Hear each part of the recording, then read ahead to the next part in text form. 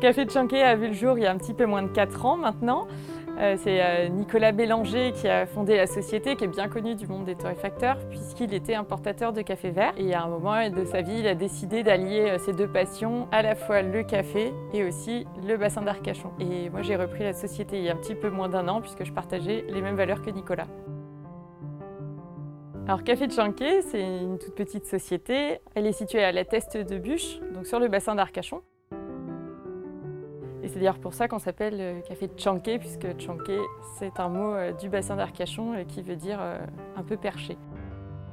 Je torréfie ici de manière artisanale 20 tonnes de café par an et on a à peu près 300 points de vente différents.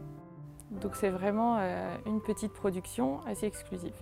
Je travaille aujourd'hui une quinzaine d'origines de café différentes. De manière générale, je travaille vraiment des cafés qui sont sourcés. Soit j'ai eu la chance d'y aller moi-même, soit je fais confiance à l'importateur avec qui je travaille. Mais en tous les cas, le but c'est de travailler des cafés de qualité. Et moi j'aime travailler vraiment des cafés d'à peu près partout dans le monde. Il y en a que je préfère gustativement, mais il n'y en a pas que je préfère torréfier. J'aime le challenge. Donc parfois j'ai la chance de me rendre sur place, comme cet été je suis partie en Ouganda et en Tanzanie. En Ouganda, ce que j'ai pu découvrir, c'est un réel projet à la fois humain, mais aussi environnemental, qui était porté par l'exportateur de café Great Lakes Coffee. J'ai vraiment décidé de m'investir auprès d'eux et de développer quelques cafés supplémentaires avec eux. En revanche, en Tanzanie, les conditions environnementales et sociales de la ferme que j'ai pu visiter ne correspondaient pas à mes critères. Il n'y avait pas assez d'agroforesterie, on a vu des enfants récolter du café dans les parcelles.